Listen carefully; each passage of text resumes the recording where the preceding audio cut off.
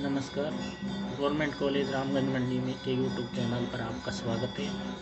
आज हम अध्ययन करेंगे धरातल पर जल वर्षा का वितरण। तो जल वर्षा का तापमान तथा आर्द्रता से तथा अंतिम दो का एक दूसरे से अत्यंत घनिष्ठ संबंध होता है। धरातल के वे भाग जहाँ पर तापमान अधिक होता है, वाष्पीकरण के लिए जल पर्याप्त मात्रा में सुलभ होता है, अधिक वर्षा प्राप्त करते हैं। भूमध्य रेखीय प्रदेश इसके सुंदर उदाहरण है। उपोष्ण कटिबंधीय उच्च दाब वाले भाग भी उपयुक्त दशाओं को प्राप्त करते हैं, परंतु वर्षा न्यूनतम होती है। महाद्वीप के पश्चिमी भागों में, क्योंकि वहाँ पर हवा के नीचे उतरने में प्रति चक्रवातीय दशाओं का अधिक रहता है, उन्हें मध्य अक्षांशों के अनुकूल दशाओं के कारण वर्षा पर्याप्त हो जाती है। परंतु ध्रुवीय भागों में जल वर्षा के स्थान पर हिमपात ही अधिक होता है। धरातल पर वर्षा के सुनिश्चित वितरण से पहले वर्षा से संबंधित कुछ तथ्यों का विश्लेषण आवश्यक है। ये कारक है वार्षिक वर्षा का संपूर्ण मात्रा, मौसमी वितरण तथा वर्षा की अनिश्चितता। यदि समस्त ग्लोब को देखा जाए तो औसत वार्षिक वर्षा मात्र 97 सेंटीमीटर होती है, परंतु यह मात्रा सर्वत्र समान नहीं होती। कहीं पर यह मात्रा 10 सेंटीमीटर से भी कम होती है तो कहीं पर 1200 सेंटीमीटर से भी अधिक होती है। इतना ही नहीं, यह मात्रा भी वर्ष भर कि समान रूप से प्राप्त होती रहती है। वार्षिक वर्षा का अधिकांश भाग वर्ष के कुछ महीनों में ही प्राप्त होता है, जबकि शेष महीने या तो सूखे रह जाते हैं या निहायत कम वर्षा प्राप्त करते हैं। उदाहरण के लिए चेरापूंजी में 1200 सेंटीमीटर की वर्षा लगभग 159 दिन में ही प्राप्त हो जाती है। भूमध्य रेखीय भागों में वर्षा साल भर होती है, परंतु मध्य अक्षांशों में शीत तथा ग्रीष्म ऋतुओं के कारण वर्षा का वितरण मौसमी हो जाता है। ग्रीष्म ऋतुओं में वर्षा होती है जबकि जाड़े सूखे रहते हैं। भूमध्य सागरीय प्रदेश इसके अपवाद है, क्योंकि यहाँ पर अधिक वर्षा शरद काल में होती है। किसी भी स्थान की औसत वार्षिक वर्षा कम से कम 35 वर्षों का औसत से कम या अधिक मात्रा को वर्षा की परिवर्तनशीलता कहते हैं। यदि किसी स्थान पर परिवर्तनशीलता 50% है तो 50 इंच वार्षिक वर्षा होने पर शुष्क मास में 25 इंच से कम नहीं हो सकती। आर्द्र मास में 75 इंच तक वर्षा हो सकती है तथा आर्द्र जलवायु की परिवर्तनशीलता 50% तथा शुष्क भागों में सामान्य नियम के अनुसार वर्षा की औसत वार्षिक मात्रा के घटने पर परिवर्तनशीलता का प्रतिशत बढ़ता जाता है। यदि परिवर्तनशीलता औसत से कम होती है तो उसे ऋणात्मक और अधिक होने पर धनात्मक परिवर्तनशीलता कहते हैं। कृषि के लिए ऋणात्मक परिवर्तनशीलता का पर्याप्त महत्व होता है, क्योंकि वर्षा पर आश्रित होने पर जरा सी गड़बड़ी के कारण खेती नष्ट हो जाती है। अतः सिंचाई के प्रचुर साधनों का रहना परम आवश्यक है। जल वर्षा का कटिबंधीय वितरण। यह तथ्य है कि वर्षा का आविर्भाव गर्म हवा के ऊपर उठकर ठंडे होने से होता है। वायु का यह उठावी पवन के अभिसरित कन्वर्जेंस होने से संवहन के रूप में पर्वत के सहारे अवरुद्ध होकर ऊपर उठने के कारण होता है। यदि धरातल पर इन तीनों कारकों के महत्व को देखा जाए तो अधिकांश क्षेत्रों में वायु अभिसरण के कारण ही ऊपर उठती है। वायु के अभिसरण का तापमान तथा वायु दाब से सीधा संबंध होता है। निम्न दाब क्षेत्रों में दो दिशाओं से आकर हवाएं अभिसरित होती है, जैसा कि भूमध्य रेखीय निम्न दाब तथा उच्च अक्षांशीय निम्न दाब क्षेत्रों में होता है। उपोष्ण कटिबंधीय उच्च दाब में हवाएं ऊपर से नीचे बैठती है तथा धरातल पर विपरीत दिशाओं में अभिसरित होती है तथा प्रति चक्रवातीय दशाएं उत्पन्न हो जाती है, जो कि अभिसरण मेखला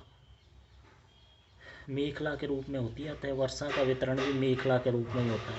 इसके अलावा वर्षा के वितरण पर पर्वतीय अवरोधों, जल थल का भी प्रभाव पड़ता है। चूँकि इन कारकों का वितरण मेखला के रूप में नहीं होता है, अतः इनका प्रभाव वर्षा के कटिबंधीय वितरण में विषमता उत्पन्न करता है। तापमान के ऊपर वायु की आर्द्रता निर्भर करती है। तापमान का वितरण भी कटिबंधीय माना जाता है, जो कि भूमध्य रेखा से ध्रुवों की ओर कम होता जाता है। इस कारण से भी वर्षा का कटिबंधीय वितरण अधिक स्पष्ट हो जाता है। जिस तरह वायु दाब और हवाओं की पेटियों में मौसमी स्थानांतरण होता है, उसी तरह वर्षा की मेखलाओं में भी मौसमी खिसकाव होता रहता है। उपयुक्त आधार पर पृथ्वी की वर्षा की 6 मेखलाओं को निर्धारित किया गया है। वर्षा की पहली मेखला है भूमध्य रेखीय अधिकतम वर्षा की पेटी। इस पेटी का विस्तार भूमध्य रेखा के दोनों ओर 10 डिग्री अक्षांशों तक पाया जाता है। यह प्रदेश अंतरा उष्ण कटिबंधीय अभिसरण इंटरट्रॉपिकल कन्वर्जेंस के अंतर्गत आता है। यहाँ पर गर्म आर्द्र वायु राशि होती है। यहाँ वार्षिक वर्षा का औसत 175 से 200 सेंटीग्रेड तक होता है। 200 सेंटीमीटर तक होता है। वर्षा मुख्य रूप से संवहनीय होती है, जो बादलों की गरज तथा बिजली की चमक के साथ प्रतिदिन दोपहर के बाद मूसलाधार के रूप में होती है। थोड़े समय में बादल छट जाते हैं और मौसम साफ हो जाता है। सूर्य के उत्तरायण तथा दक्षिणायन के साथ इस अधिकतम वर्षा की पेटी के क्रम में उत्तर से दक्षिण की ओर खिसकाव होता रहता है, परंतु स्मरणीय है कि 0 से 10 डिग्री दक्षिणी की अपेक्षा 0 से 10 डिग्री उत्तरी अक्षांश वाले भागों में वर्षा अधिक होती है, क्योंकि अंतरा उष्णकटिबंधीय अभिसरण साल भर प्राय भूमध्य रेखा के उत्तर में ही रहता है। व्यापारिक वायु द्वारा वर्षा वाली पेटी, इसका विस्तार भूमध्य रेखा के दोनों ओर 10 से 20 डिग्री अक्षांशों के बीच पाया जाता है।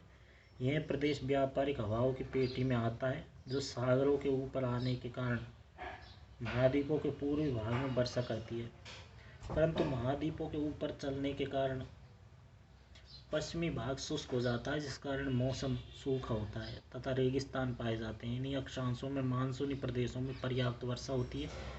गर्मियों में सर्वाधिक वर्षा होती है।